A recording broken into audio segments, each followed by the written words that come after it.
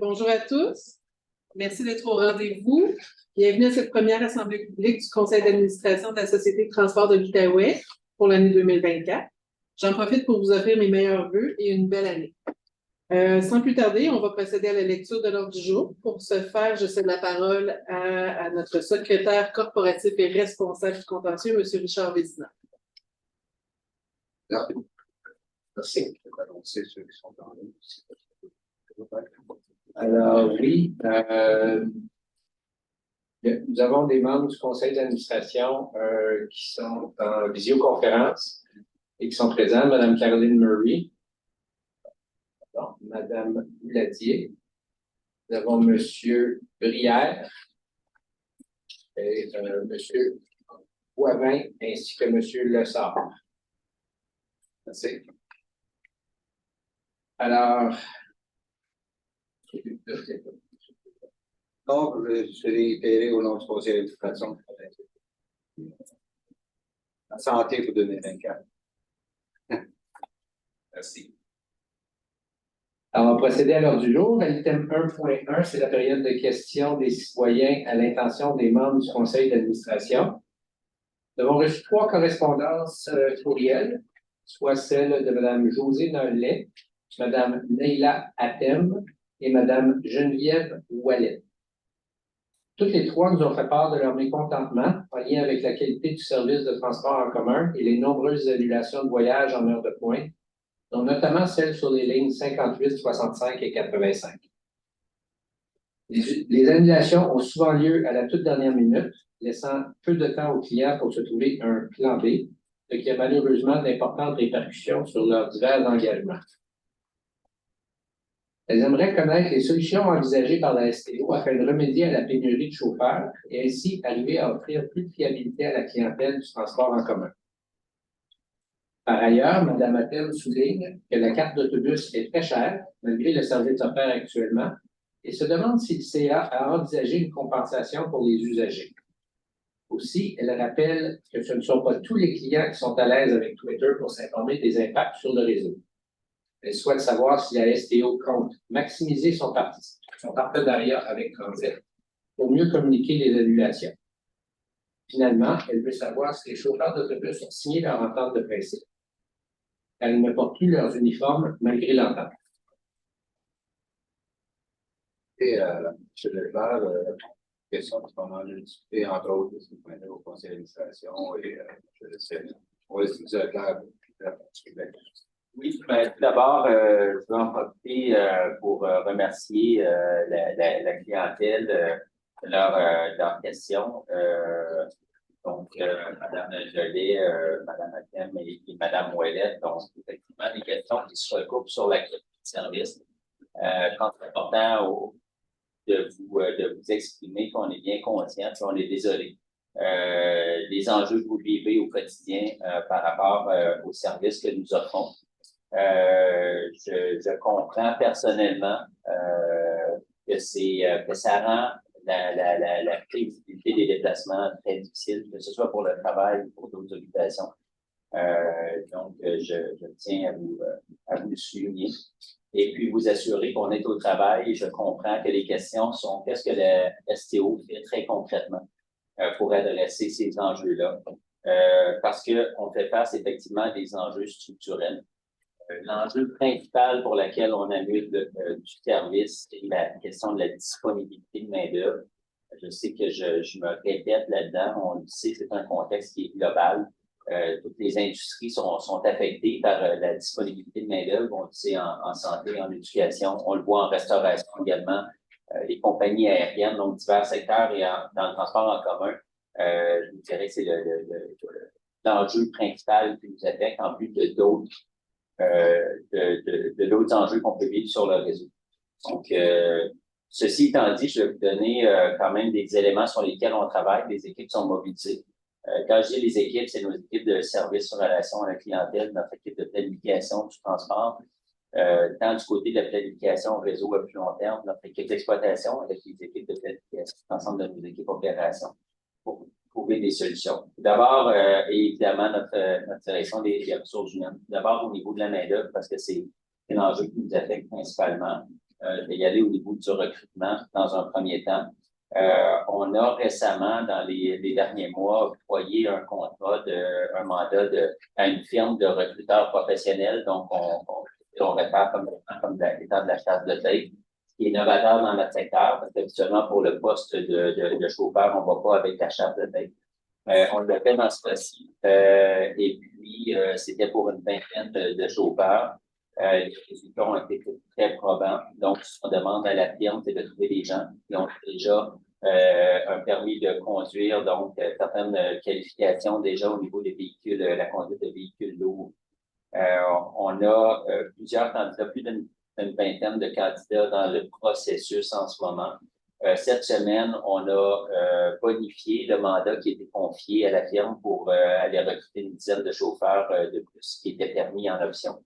Et puis, on va retourner sur le marché également pour avoir un autre mandat pour trouver davantage de chauffeurs.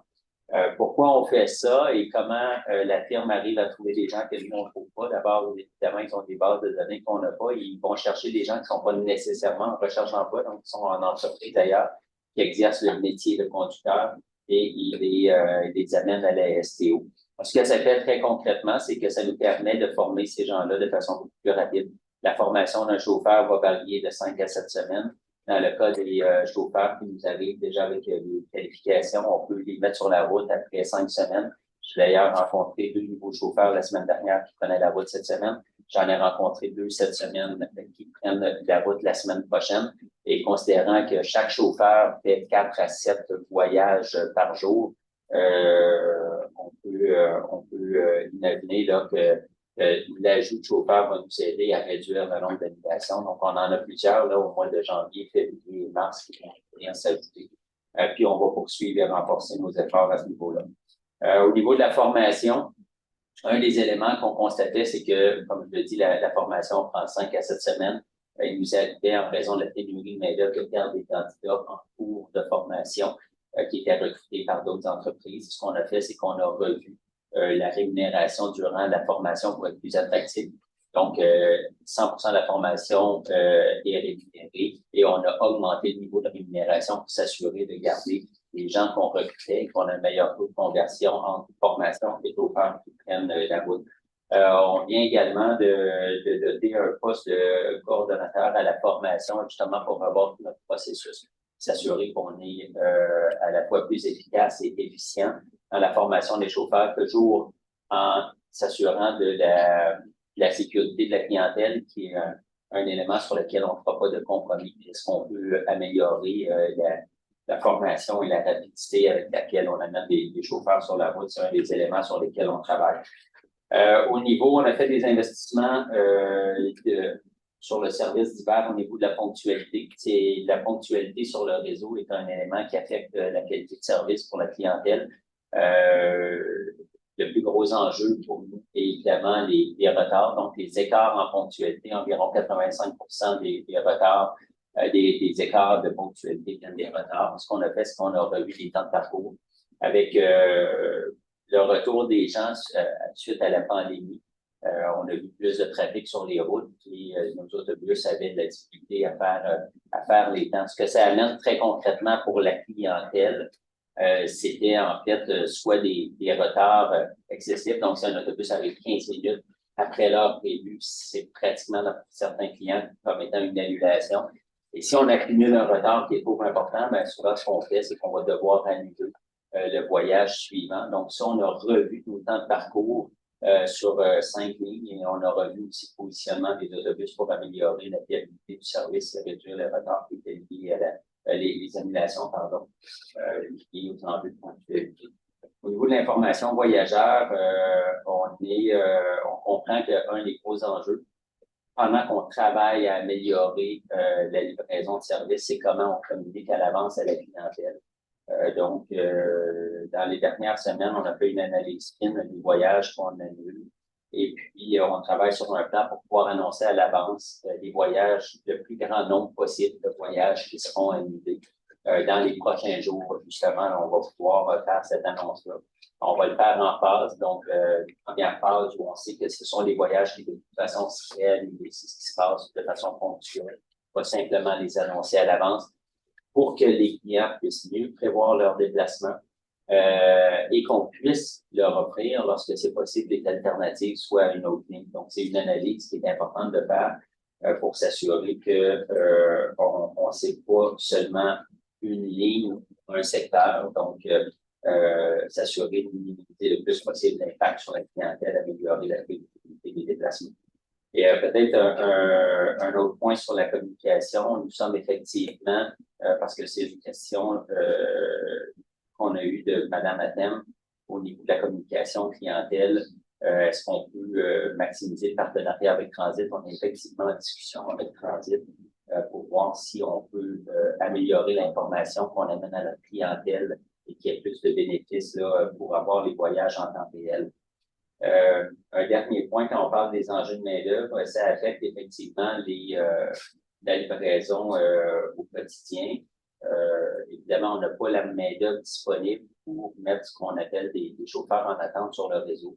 Habituellement, on avait auparavant des chauffeurs dans la ville qui attendaient dans les autobus. Et combler, par exemple, s'il y a un prix mécanique qui amène une navigation de service, on pouvait déployer un chauffeur qui était sur le réseau.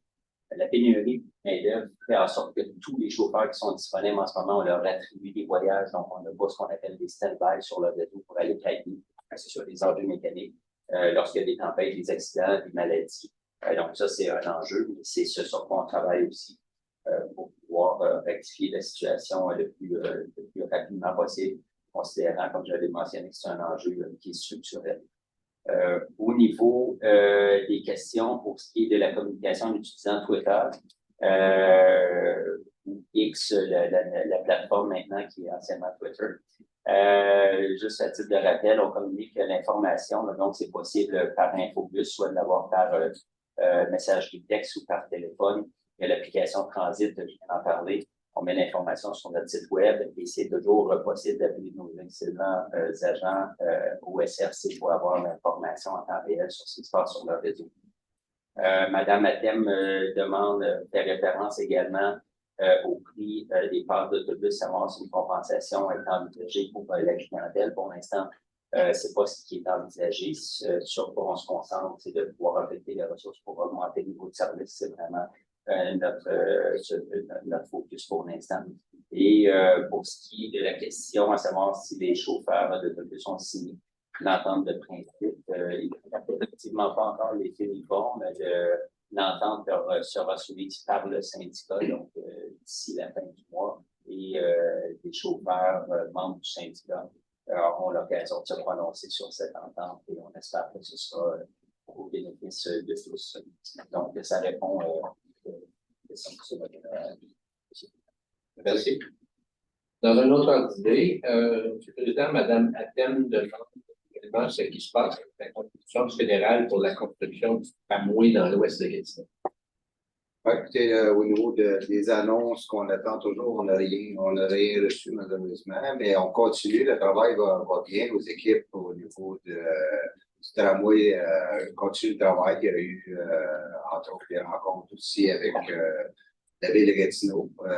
Alors, les approches vont bien. On est toujours en attente, comme tu dis, du financement. On reste positif parce qu'on n'a pas eu de signes contraires. Au contraire, je pense que les signes qu'on a, c'est positif. Alors, on le souhaite dans les prochains mois avoir une annonce. Mais nous, on continue toujours dans le même sens. Le bureau de projet va bien, on a eu du recrutement, alors on continue à aller de l'avant dans ce projet-là.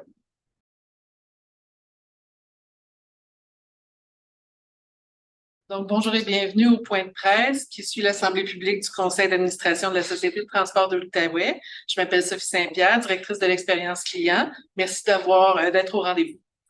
Nous sommes prêts à débuter les questions. Le président du conseil d'administration, M. Blondin, et le directeur général, M. Leclerc, sont tous deux disponibles pour répondre aux questions. Je vais débuter la période de questions avec les journalistes qui sont en présentiel. Et on a de TVA, Mme Elisabeth Dubé. Je commencerai avec M. Leclerc. M. Leclerc. C'est que ça va être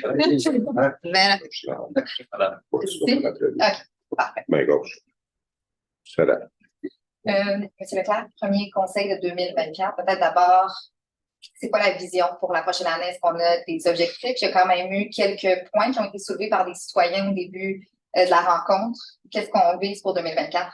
Ben, en fait, 2024, ça va être une année de transition, on peut le voir comme ça. Ça va être une grosse année pour nous. Donc, l'objectif est vraiment la stabilisation du service. On sait, on a parlé des questions de la clientèle sont par rapport aux enjeux de livraison de services, la pénurie de main-d'œuvre. On met vraiment l'accent là-dessus. Et ce qu'on veut, c'est d'offrir un service de plus en plus stable pour notre clientèle. On voit la clientèle qui est revenue tout au long de 2023. C'était une année très positive pour nous. On a atteint nos objectifs avec le retour en télétravail, en mode hybride des fonctionnaires. Donc, on voit une stabilisation de l'achalandage. Donc, on va se concentrer à offrir un bon service à notre clientèle. C'est ce qu'on fait. Et l'autre élément, ben, on le sait, c'est une année qui sera marquée par les évaluations de performance qui ont été mandatées par le ministère des Transports et de la Mobilité durable. Donc, on va y contribuer. On aura des recommandations plus tard, on imagine vers la fin, peut-être la fin de l'été ou à l'automne. Et bien sûr, avec ça viendra, et on l'espère, un plan de financement à moyen-long terme. Le gouvernement visait un plan de financement du transport en commun sur 5 ans. Et donc, si on peut avoir une meilleure prévisibilité, bien, ça va pouvoir nous permettre une meilleure planification de nos services pour la clientèle, encore une fois, pour les années. Il y a un appel d'offres qui a été octroyé pour l'évaluation des passages piétonniers. Qu'est-ce qui vous a amené à avoir ça comme un besoin pour la prochaine année de réévaluer l'endroit des passages piétonniers pour le Rapibus? Oui, ben c'est d'abord et avant tout un accent qu'on met sur la santé et la sécurité de nos employés et de notre clientèle. Donc, on fait beaucoup de travail ici à l'interne au profit de nos employés. C'est vraiment à la base de ce qu'on fait. Puis on pense la même chose pour la clientèle. Donc, on veut s'assurer que nos passages piétonniers sont vraiment situés aux bons endroits. Tout a été planifié à la base avant l'ouverture du Rapibus. Bon, maintenant, ça fait 10 ans qu'il est en opération. Et puis, ça nous permet de voir quels sont vraiment les mouvements. Est-ce que tous les mouvements sont sécuritaires? Réitérer l'importance de la sécurité aux abords du corridor Rapibus. Et c'est ce qu'on veut faire, donc, avec une firme qui nous fera des recommandations là, au courant de l'été qu'on pourra ensuite déployer, mettre en œuvre sur le Le contrat a été octroyé au prix de 84 000. Est-ce qu'on a un budget total pour ce projet-là, un échéancier? En fait, c'est ça. L'échéancier, on s'attend pour l'été. C'est vraiment le budget, là, 84 000 et quelques. Là. Donc, c'est le budget qui est prévu. Ensuite, est-ce qu'on aura de la réalisation très bon pour le planifier, le mettre dans notre plan d'investissement là, pour les immobilisations, mais on verra là, selon les recommandations. Ça fait le tour pour M. Leclerc. J'avais des questions pour M. Landry.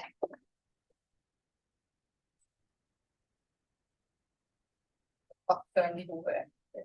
Un automne d'air. C'est fait. Parfait.